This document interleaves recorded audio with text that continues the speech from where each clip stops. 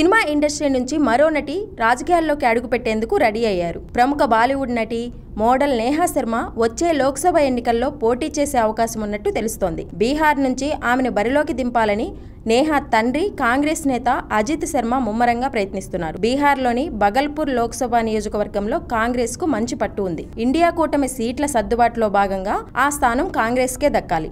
దీనిపై చర్చలు జరుగుతున్నాయి. ఒకవేళ ఈ సీటు మా పార్టీకి వస్తే నేను పోటీ చేయడమా లేదా నా కుమార్తె నేహా శర్మను బరిలోకి దించాలని భావిస్తున్నా. దీనిపై పార్టీని సంప్రదిస్తున్నా. తుది నిర్ణయం హైకమాండ్దే అని అజిత్ శర్మ వెల్లడించారు. ఇక నేహా శర్మ తెలుగు ప్రేక్షకులకు కూడా పరిచయమే. Mega power star Ram Charan నటించిన చిరుత మూవీతో టాలీవుడ్లోకి ఎంట్రీ ఇచ్చింది.